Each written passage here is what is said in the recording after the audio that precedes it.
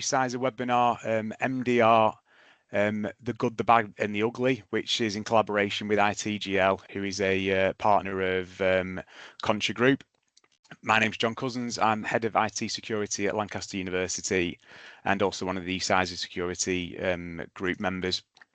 First, I'd like to just thank you all for attending today and potentially giving up what is possibly your dinner time to learn about this subject. Just before starting off, just to go through some of the housekeeping bits.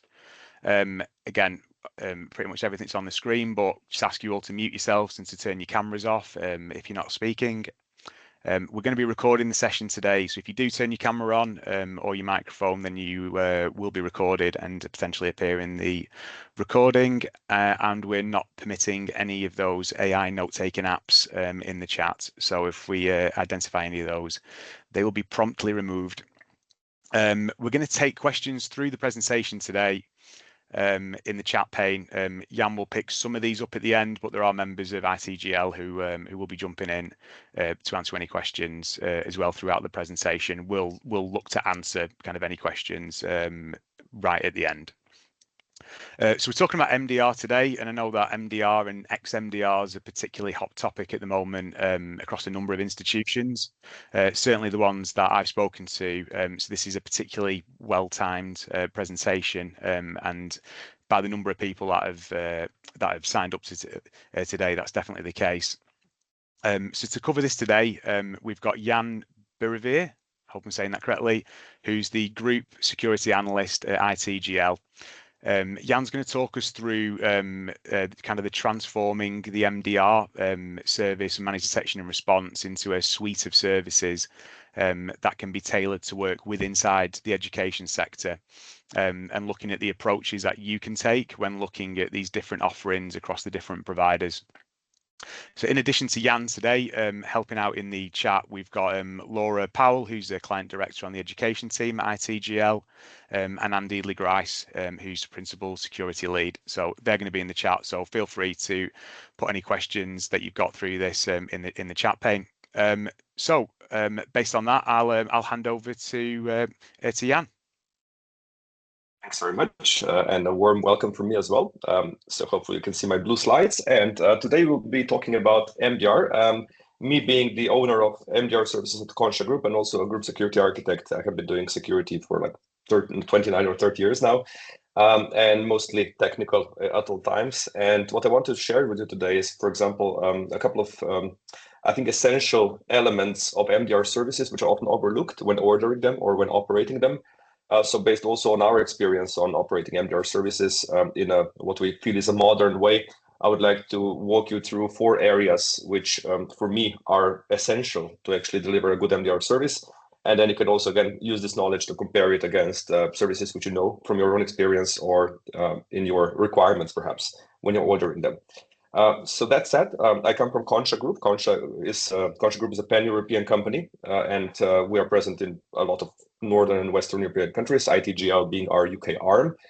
We're a very technical company, and our purpose is to basically, or our mission more or less is to expand into, to be a pan-European leader in networking and cybersecurity. And MDR is one of our flagship products.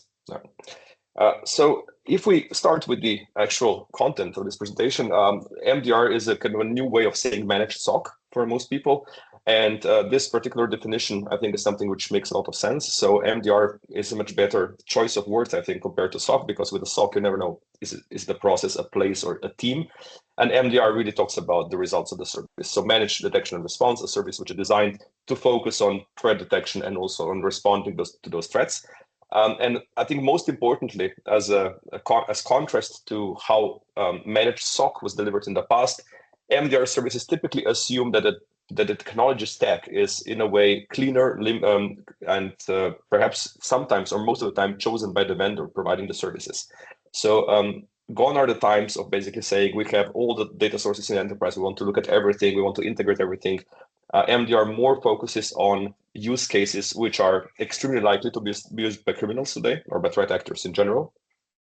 And MDR, by focusing on a certain set of use cases which are typically used a lot, is able to provide much higher coverage levels in terms of techniques and tactics compared to the old approach. And this is one of the things which we'll be talking about. So that introduces our first area, which I think is really important for MDR. So for me, a good MDR service has two major components. One is the visibility. So how many threats are we able to actually detect? And the second one is the team, which is analyzing the signals or the alerts resulting from the visibility technologies.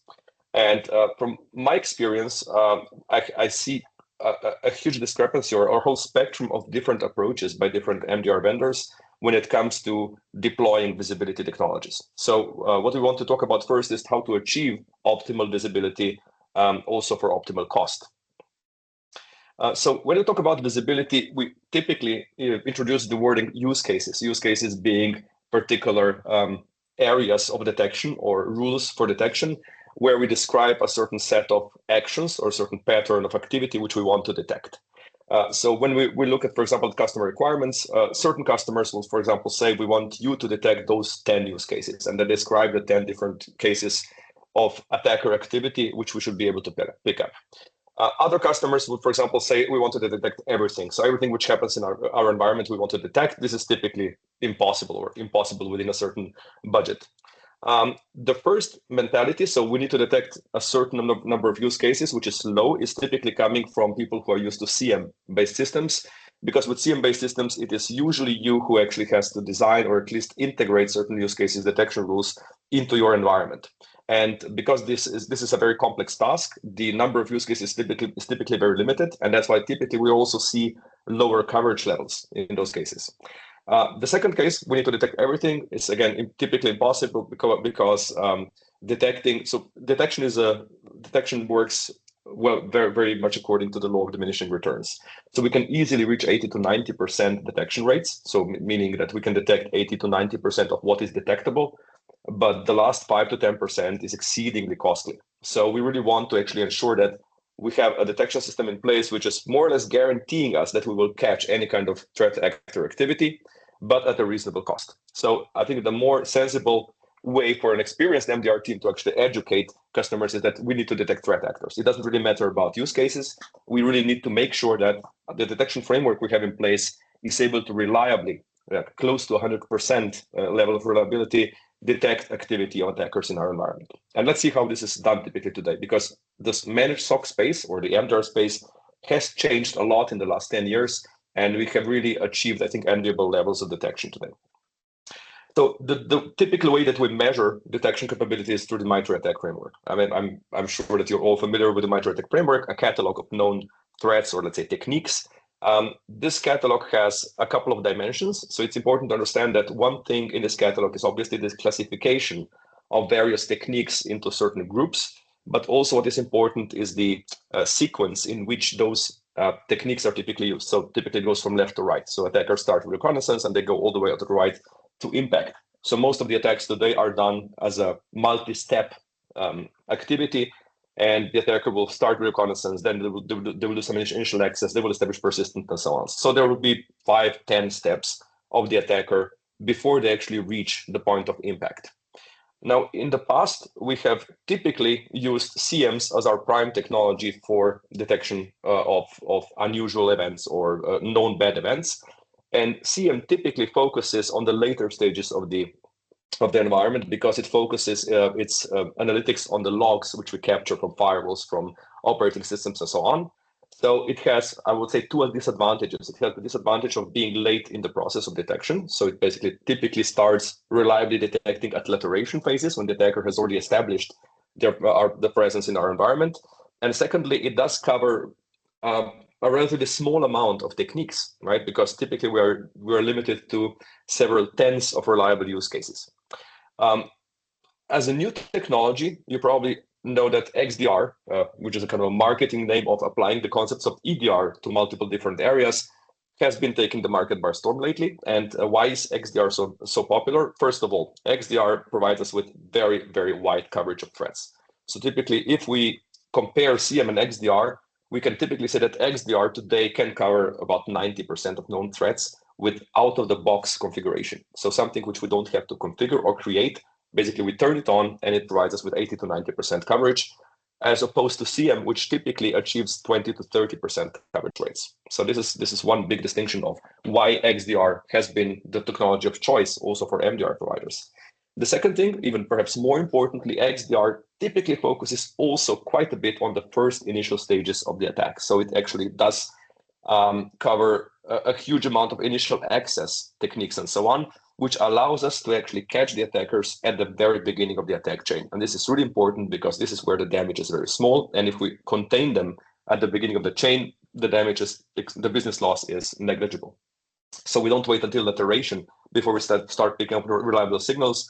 We get reliable signals up front at the initial entry of the attacker into our environment. So this has been the kind of the big change in the last 5 to 10 years, with most MDR providers shifting their primary tooling towards XDR, while still perhaps keeping CM as a kind of a sidecar to cover the use cases which XDR cannot cover. So because CM still is quite a Swiss Army knife when it comes to flexibility. But most of the providers today are moving into the XDR first mentality. So we will use XDR tooling first as the primary method of detection. And if something is still required, then we will add CM on top of that. So as I said, the time component is really important, that gives XDR the edge of very early detection. The second thing, which is really important, I was saying that XDR users enjoy like 80 to 90% detection. It means that the capabilities of XDR cover 80 to 90% of the MITRE attack matrix. But also what is important to understand is that if attacks are done in multiple steps, so if it's a multi-stage approach by the attackers, and if on each step we have an 80 to 90% probability, if the attacker does 10 steps, we are pretty much sure to detect them because we only need to detect a single step. And that's, I think, a very important realization because years ago, I said that the main problem of defense is that we have too many vulnerabilities and the attackers only need to exploit one of them. So the odds are definitely on the side of the attacker. The good news is that as the attacker enters our environment, so if we assume breach, then the attacker has to stay extremely stealthy for the entire set of 10 steps. And this is really, really hard. So the statistics start working in our favor after the attacker has been able to make that first step in our environment. So this is why MDR works, or this is why modern detection response works, because it is hellishly difficult for the attacker to stay unnoticed in the entire chain of attack. Also, I think as a kind of proof in a way is that if you know MITRE Ingenuity, so MITRE also, besides publishing the MITRE attack framework, obviously, they do yearly Ingenuity shootouts. They do tests where basically they simulate a certain criminal group and they invite vendors to bring their tooling to see what detection rates they can actually achieve against a particular set of techniques that are characteristic for a certain threat actor group. And it is important to realize that if you look at the MITRE Ingenuity history for the last 5 years or so, nobody's bringing a CM. Everybody's bringing their XDR tools, which kind of demonstrates that XDR is the prime tooling which we have today to detect threat actors very quickly. And most importantly, more or less out of the box. That said, XDR itself is typically used as a prime tooling, but it's also important to realize that not all areas of monitoring are the same, right? So if we look at the MITRE attack framework, you will see that about 75% of attacks which are described by the MITRE attack framework are detectable on the endpoint being a user or a server system. So endpoints are by far the most important battlefield for us in most cases that we have to cover first. So for example, in our MDR service, we're XDR first, endpoint first. So we will never go into a project without endpoint visibility because endpoints provide 75% of the coverage, of the total coverage that we seek. Points are typically followed by identities. So any kind of identity-related suspicious events. So this is typically done by watching cloud authentication engines like Entra ID, or of course on-premises like Active Directory.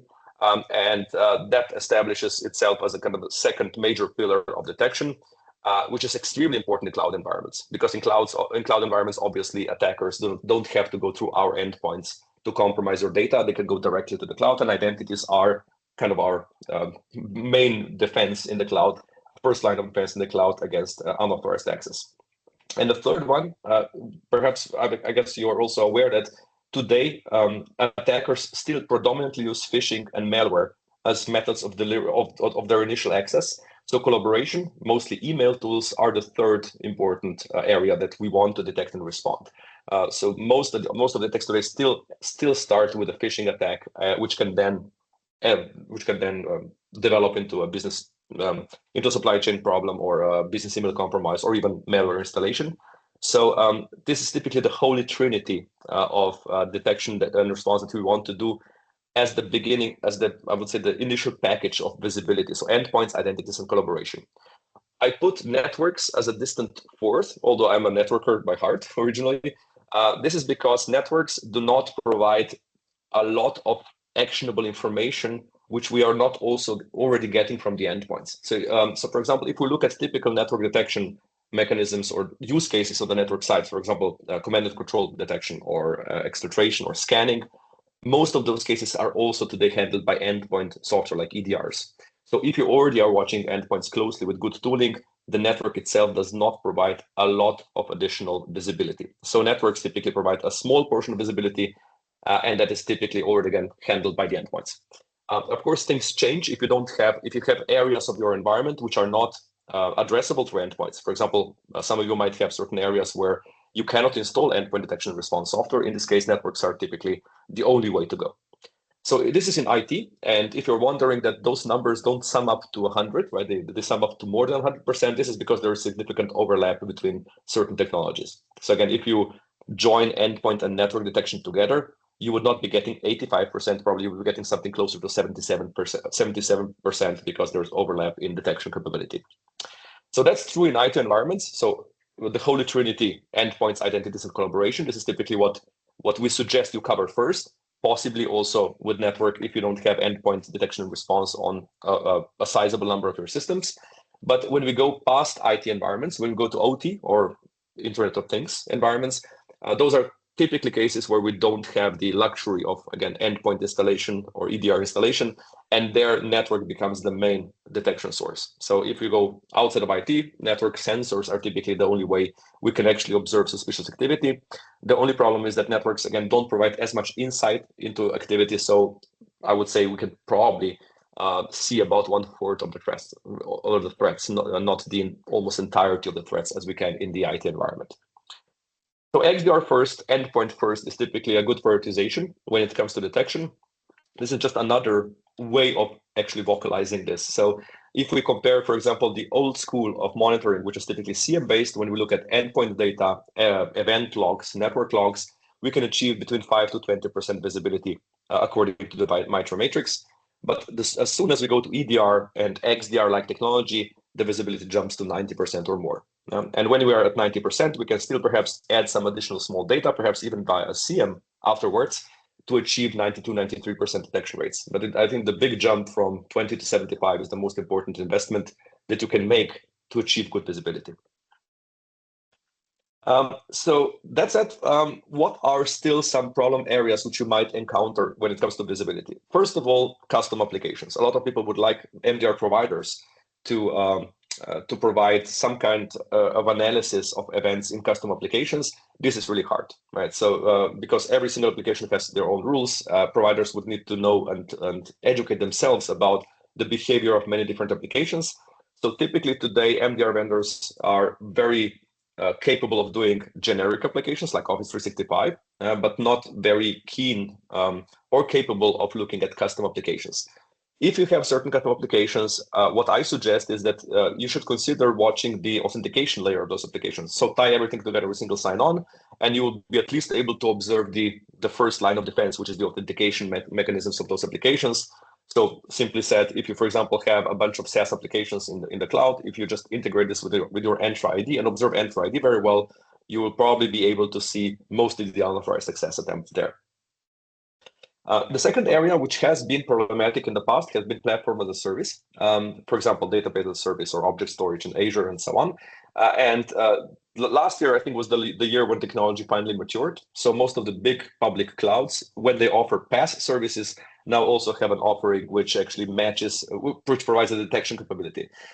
My advice is that the technology is not, the multi-cloud technology is not yet there. So I don't advocate using tools which claim to monitor all the public clouds, all flavors of public clouds. I would currently prefer that customers use the cloud native method. So for example, if you're in Azure, Defender for Cloud. If you're in AWS, Guard Duty. If you are in Google Cloud Platform, you would use the Google Security Command Center. So those tools currently, which are native, are much more compatible with all the services which run as PaaS. Otherwise, we have seen that there's a lot of incompatibilities which can arise with third-party products.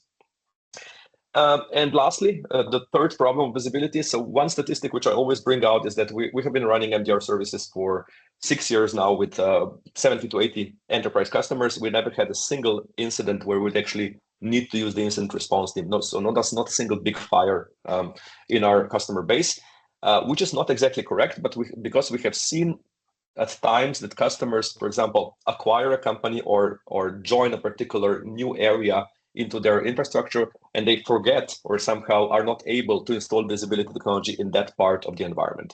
And we have seen that attackers very quickly find this part of the environment which is not under correct visibility technologies. So I really want to stress that consistency is really, really important. So if you're deploying visibility technology like XDR, make sure that it's really consistently deployed. So don't have remote offices or campuses which do not have this, because you will get hacked in that particular place. That has been our experience multiple times.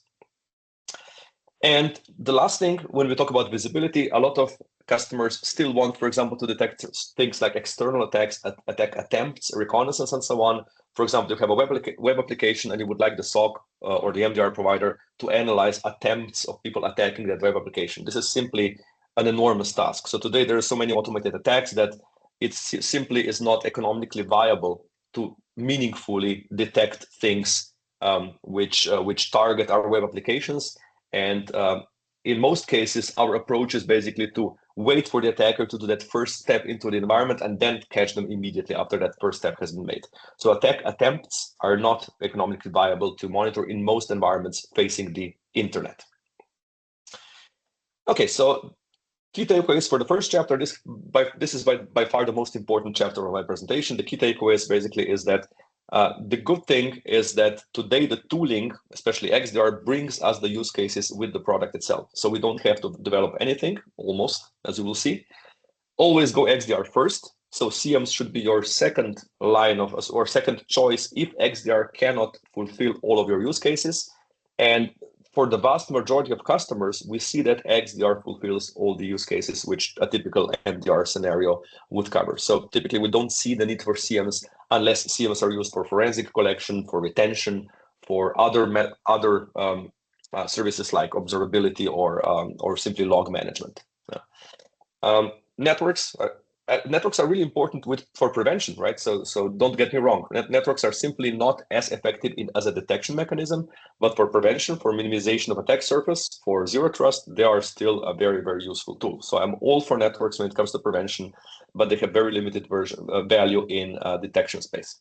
Yeah, and as I said, it is really important that your visibility is consistent. So when you deploy technology, deploy it on the entire scope that you know of in your environment.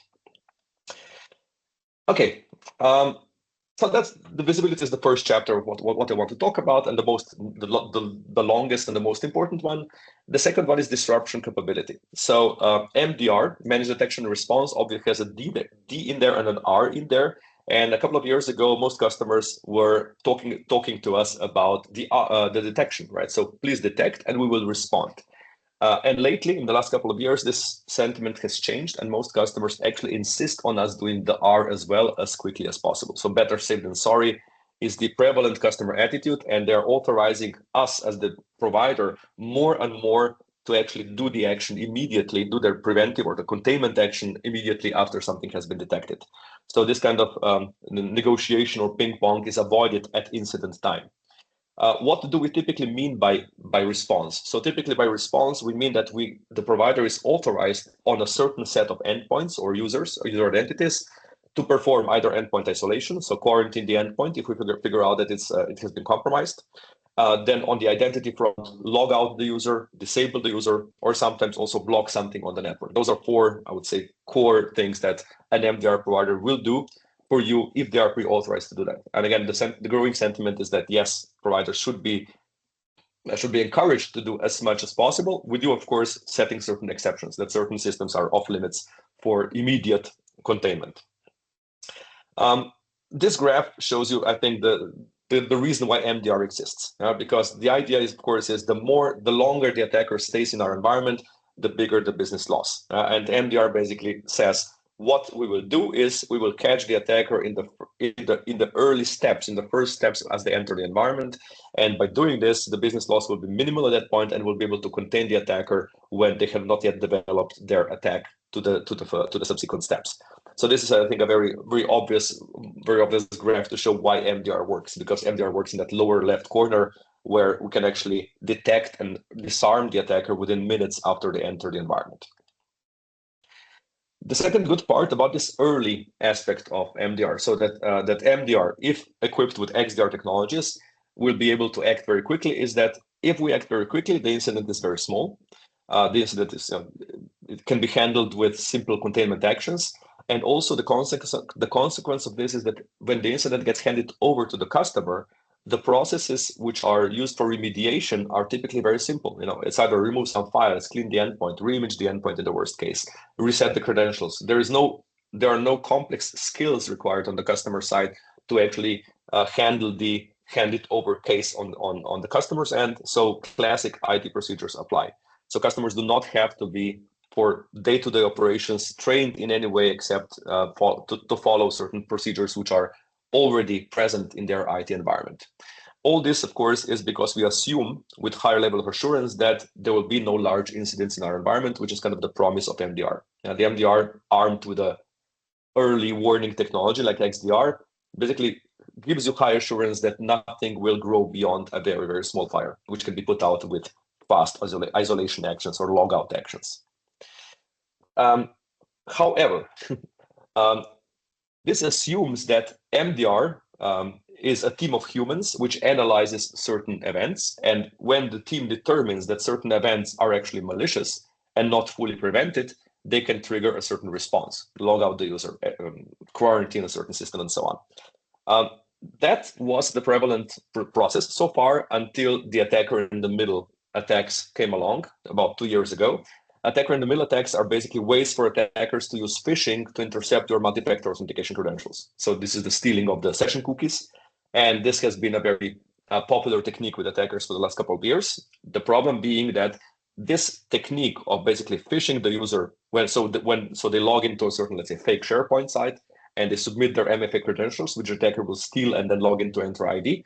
This attack used to take about 5 to 6 hours on average. So first you phish the user, then you waited for the user to give you the credentials, then you use the credentials to log into Entra ID, and then you slowly abused the service which was enabled through Entra ID, like like Hosted Exchange, for example. The problem with this was that the attackers started automating this process. So today, this process takes place within 2 to 5 minutes. So the entire process is from the beginning to impact is done within a couple of minutes. Now, our median investigation time at our MDR service is 4.5 minutes, which is still too long, right? We cannot guarantee that humans will investigate certain alerts within minutes.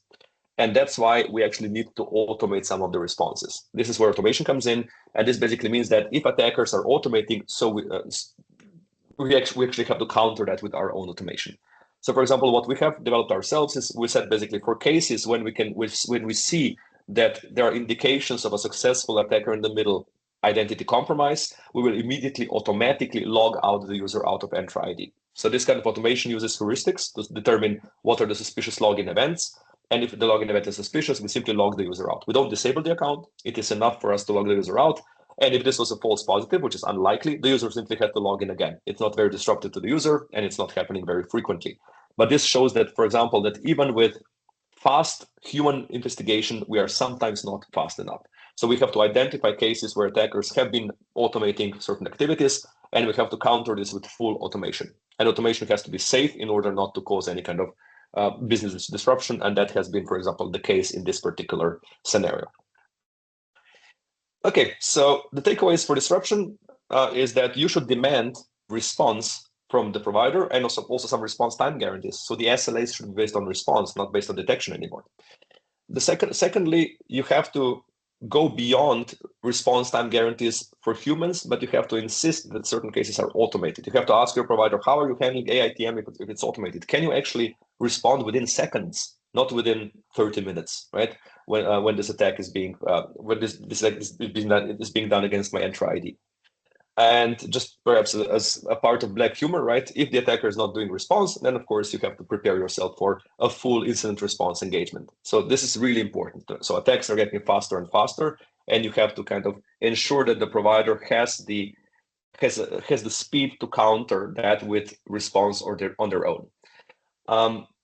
Normally, a statistic which I also like to use is that normally it takes about 90 minutes, so 1 hour and a half, between the attacker's entry into your environment and them getting full domain admin privileges. So we have 90 minutes before a catastrophic event when the attacker has the golden key. And this is completely doable because the attacker will typically do 5 to 10 steps, and we can detect them on almost every single step. So that's absolutely doable. But attacks such as the AITM attack are not like this, right? They will be completed within a couple of minutes. So response is really important, or the second chapter, which is really important when gauging a certain MDR provider or creating your requirements for this, right? So be sure that you have the capability of entrusting and authorizing responses at the provider side. For the assets where you don't want them to respond automatically, let's say domain controllers or any kind of really sensitive servers, have a protocol in place so they call you as soon as possible, and you can actually then negotiate what is the best way of containing the incident. And again, really importantly, understand which attacks are faster than humans, and those require also non-human response. Okay, the third topic I would like to talk about is what I call reliance on magic. So I said XDR tools today are like magic, right? In a way, or they are engineering, right? But they appear as magic because we deploy them and they work out of the box, and they work really well out of the box. This is unusual for security technology, right? But even those tools do have gaps, right? So sometimes a vendor, well, a lot of times there are certain areas where the vendor cannot provide you with continuous protection.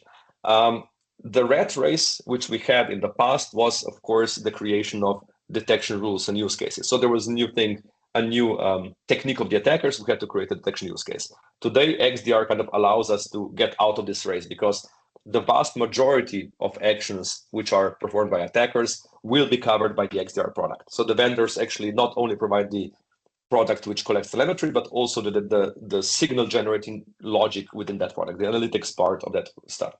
But there are a couple of cases where we have to somehow be to add functionality on top of what the vendor is doing. So I think most of you might remember Log4j years ago. Log4j was a novel attack technique where the attacker was able to trick Java code into reaching out back to the internet and downloading certain executable code.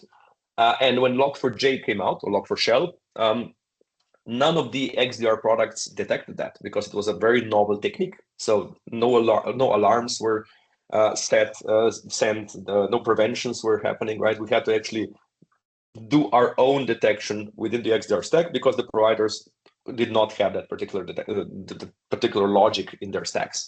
And it took about 7 to 10 days for the vendors to provide you with a good detection rule. So I think that's kind of unacceptably long. Of course, you can always enhance your XDR stack with IOCs, IP addresses which are bad, hashes which are bad. But IOCs are like antivirus signatures. They mutate a lot, and you can catch only a small subset of attacks. So it took about 7 to 10 days for the attackers to come up with a general behavioral signature, which was able to catch almost all varieties of the Log4j attack.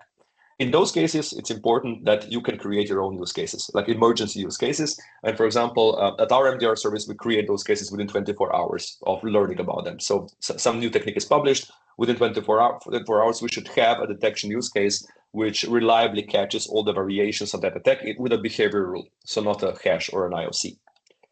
The second thing I already mentioned, so sometimes the XDR stack is too slow. So for example, not only the humans are too slow, but for example, we have seen when AITM came out, even the XDR stacks were not producing alerts quickly enough to give us a chance of catching the attacker. So for example, there are certain inherent delays, sometimes like correlation delays within the stack, which trigger alerts about 20 minutes after the pattern of malicious behavior has been seen. And if the attack takes about 5 minutes to complete and we take 20 minutes to generate the alert obviously we cannot act. So in some cases, MDR providers like us actually have to go to the telemetry itself and create our own detection cases because they need to be faster than the ones that vendor has embedded in their stack. Again, those cases are fortunately rare, but they have to be handled. So either you as users of XDR technology, if you're doing this in-house, or us as MDR providers who use XDR technology in your environment, have to be ready on both fronts. We have to be ready to quickly develop a new detection use case if there is a new black swan event.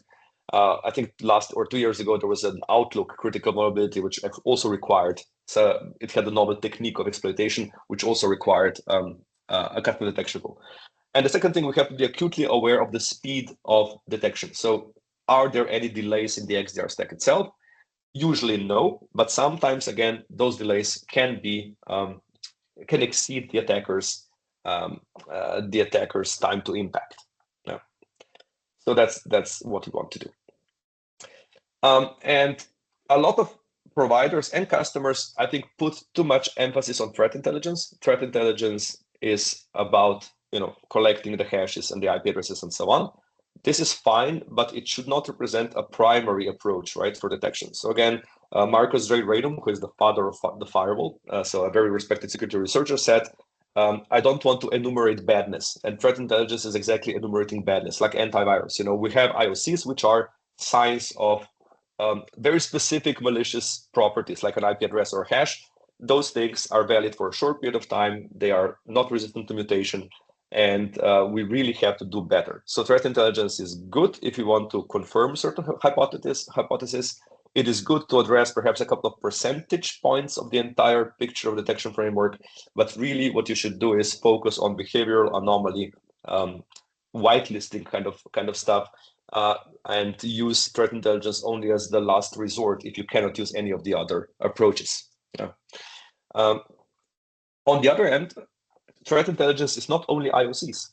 Yeah? So IOCs are only one face of threat intel. Threat intel also has the human face, which basically means that we use threat intelligence to learn about new techniques as humans. We consume it as humans. And for example, we use threat intelligence in the human form a lot because we want to learn from our threat intelligence providers about new techniques based on which we can create new emergency use cases. So if there's a new emergency use case, threat intel is a great way for us to actually learn about all the aspects of what needs to be detected, so we can actually be there in 24 hours for you to actually create that use case in the XDR stack.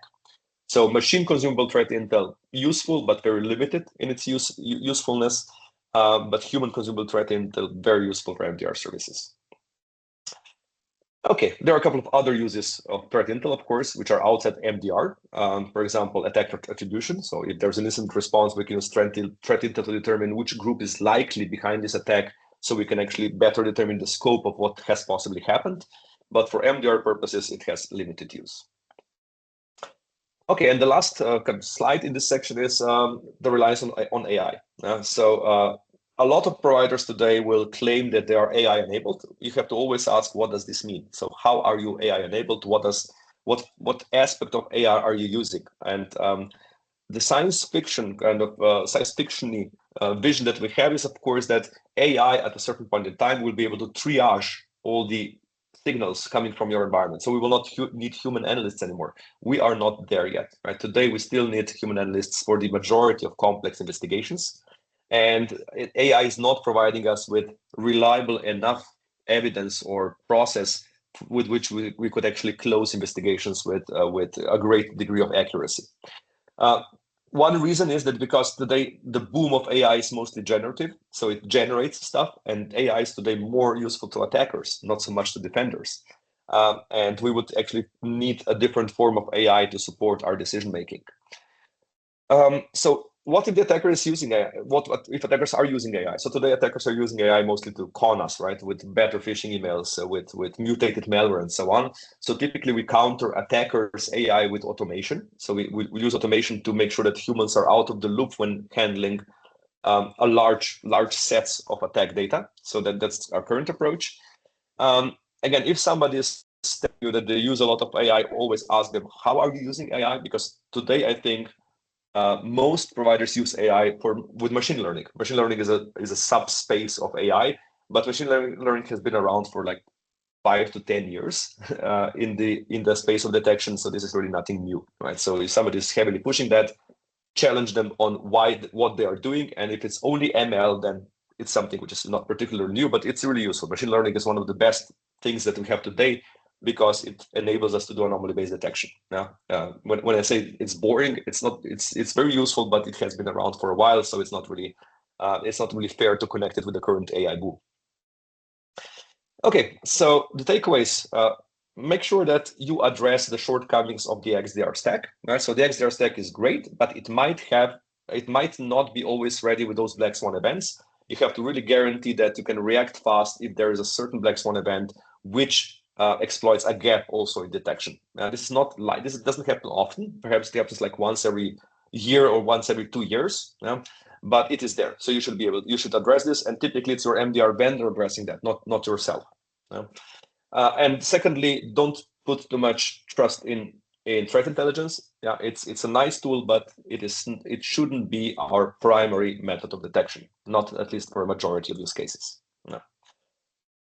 Okay, and the last topic, which is perhaps very human, is workload management. So the aspect of the MDR service, which impacts you directly and your time. So in the past, SOC services or managed SOC services have been notoriously heavy on customers with the load which they impose to customers. So you basically purchased an MDR service or a SOC service, and then you had to dedicate a team on your end to work with the MDR service in order to create this collaboration environment where you are providing them with data which assists their investigation. Today, so this is, I think, this is one of the biggest fears. Right? So some organizations are afraid of going in the MDR space simply because they feel they don't have the skills, or they don't have the budget, right, to actually have a certain team on their side which will work with an external provider. And of course, the answer of how much time you will need to spend with your MDR provider it depends, because it mostly depends on their visibility technologies. Again, we are back to chapter 1. So in the best case scenario, you would have zero engagement with an external provider. So the provider would be able to completely investigate everything in your environment, and they would never ever need you to assist them. The only thing where they need you to assist them is if they identify an incident and they escalate it to you, and you have to do certain remediation steps. The worst case scenario on the right hand side is where the MDR provider is continuously sending you questions and cases, so you have to complete the investigation with the data which is available to you. So the provider does not have enough data to complete the investigation. Therefore, they have to offload some of the investigation process on your organization. Now, the truth is somewhere in the middle, but the good news is that with proper tooling, the truth is very much on the left-hand side. So with the modern approach, the providers today have so much analytical data available in telemetry that they are typically able to arrive at the root cause for like 90% or more of all these signals which they investigate. So 90%, 95%, in our environment, 97% typically of investigations never get in any way connected to the customer or escalated to the customer. So if we are investigating things inside an IT environment, if we have the right tooling available for root cause analysis, which typically, again, is the XDR platform, because XDR allows us to query the platform without contacting you. We can actually do threat hunts. We can actually gather more data about a certain event, about the context of a certain event, because our goal is to get to the root cause. Whenever we do an investigation about a certain signal, we want to get to the root cause. And using the telemetry and capabilities of real-time querying in XDR platforms, we can actually get to that data in a much better way than 10 years ago, where CMs were still the primary methods of collecting data. And thirdly, it helps if the customer environment is orderly. That's why if it's orderly, we will have to ask you less about certain actions which are due to user misbehavior. So those are 3 factors which are, I think, really important. So making sure that we are investigating an IT environment, because OT environments are very different. we need to have the right tooling, and we have to be reasonably orderly in order for us to not ask you too many questions. Lastly, perhaps the process of collaboration should also be streamlined. For example, we use a mobile application in addition to a service portal to query users about certain things. So if you have a question about a certain case, for example, I see this user is logging in from Vietnam. Is this person on vacation or is this suspicious? You can answer very simply by pressing a yes or no button. So this kind of collaboration process can be really streamlined with the right tools. On the other hand, if we are investigating an environment which is extremely business specific, so operational technology like manufacturing, custom applications and so on, where you know best how it works, it's not classic generic IT, then the provider will need to ask you questions about those events and require your help when actually investigating them.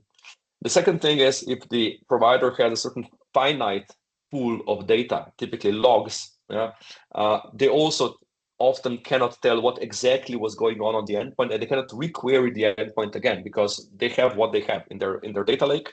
So CM systems typically are not the best way to collect more additional information than we already have, and that's why also a lot of times providers will escalate things to you and say, "Can you complete the investigation to its final verdict?"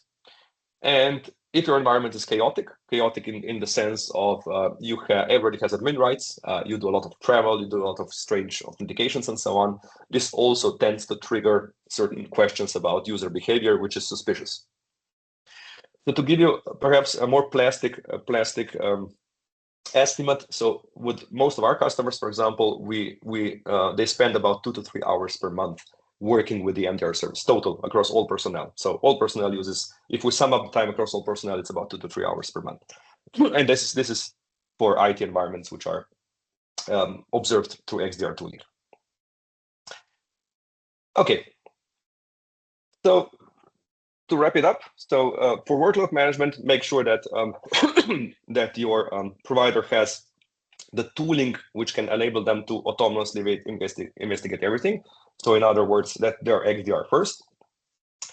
And if there are any kind of domain-specific things in your environment, so if you want to monitor something which is really custom-made for you, really bespoke, this is where you will have to help the MDR provider a lot, if the MDR provider will agree to monitor that. Yeah, we have to understand it's also expensive for MDR provider to learn a lot of different bespoke systems in order to understand them. So a lot of times MDR providers will simply bounce alerts to you when it comes to a certain point in your environment where only you have the final say about the meaning of a certain activity. The good news for to really wrap this up is that I said that orderly environments are always better, and one hidden benefit of MDR in general, this is something which is kind of out of context, is that when somebody is watching you 24/7, they can also see the possibilities for improvements. And a lot of MDR providers I think a lot of providers should be able to give you advice, to give you continuous recommendations on how to change. And if somebody has hard evidence to basically be able to recommend something, a change which will make your environment more orderly, this can lead to a long-term significant improvement in the orderliness of your environment.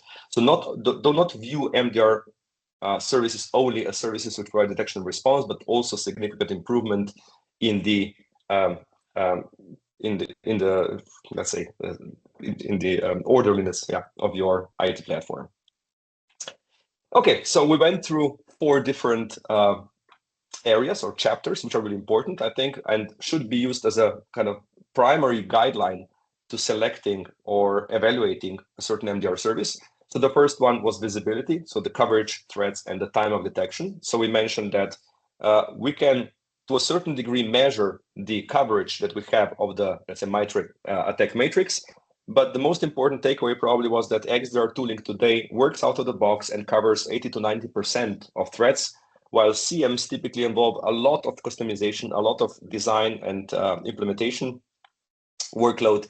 And at the end, they will still cover about 20 to 30%. So a modern MDR provider typically uses XDR tools as the primary tools and can supplement them with CM if needed, if there are certain use cases which cannot be covered with XDR. But it is completely normal and completely mainstream to go XDR only, not only XDR first, to basically only use XDR tools as a way to observe your environment. XDR tools such as, for example, Microsoft Defender XDR, such as Palo Alto Cortex XDR Pro, and so on. The second topic which we discussed was the need for fast response. So the shift in MDR is shifting, is happening, and it's the focus is shifting to the R. What we need to do is, or what you need to do is think about authorizing your provider to do as many actions automatically without asking you to do some kind of pre-authorization. And also the provider needs to be aware that certain responses today have to be automatic, simply because the automation of the attacker's process has driven us to the necessity of responding automatically. And when we respond automatically, we have to be very careful and very sure about this. So either we do a soft response, like a user logout, or we have to do a kind of hard response quarantine with really high assurance. Thirdly, don't rely on magic. Understand that even XDR stacks have gaps. So we need to do two things. We have to fill those gaps as quickly as possible if there's a black swan event. And as I mentioned, we have to understand that even XDR stacks might have internal delays.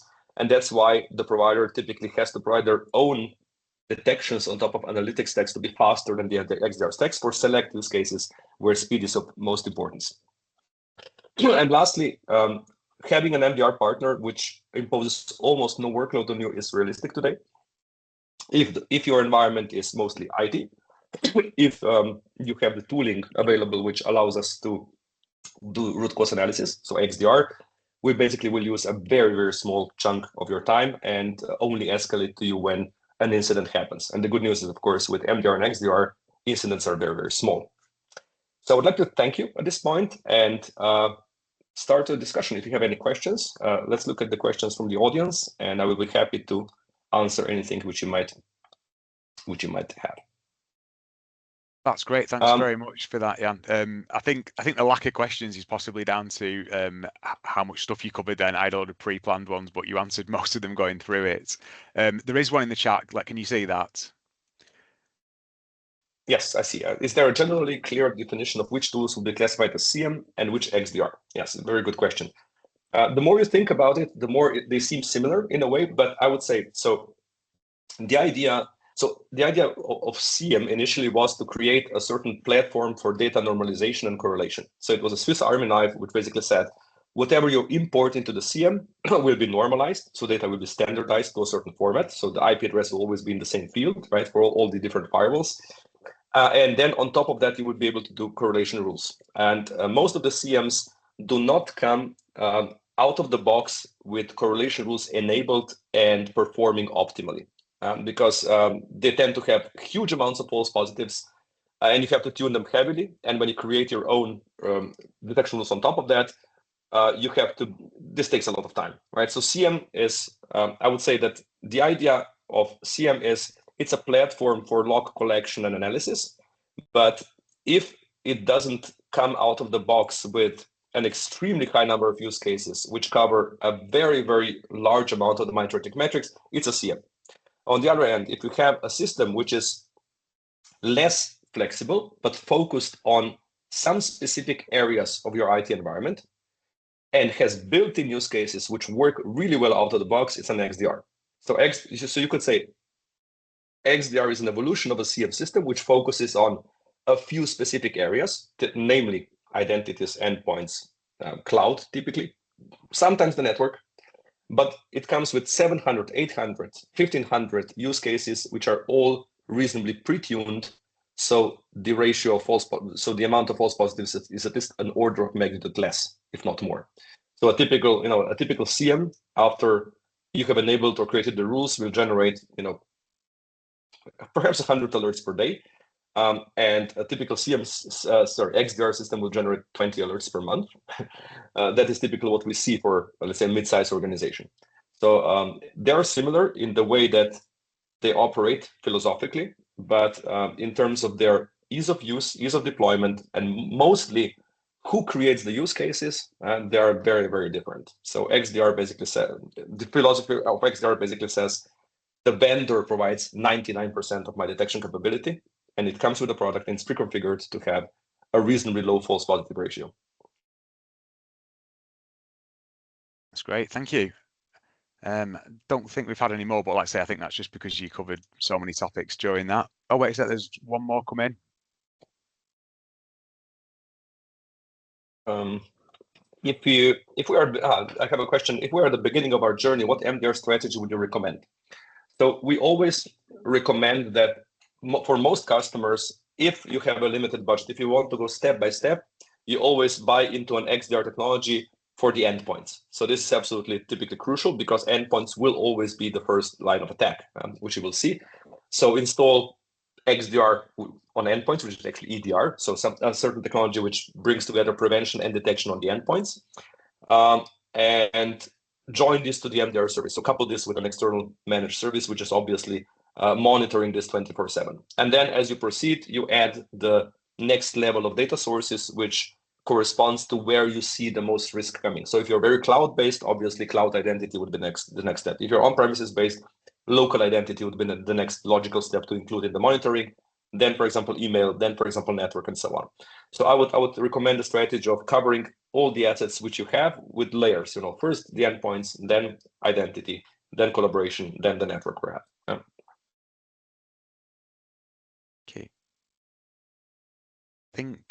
I think that might be it. So Jan, thanks very much for that. That was a really, really useful run through of that. So I'd just like to thank Jan and the ITGL and Contra Group for putting on the event, and also big thanks to Ucisa as well for this.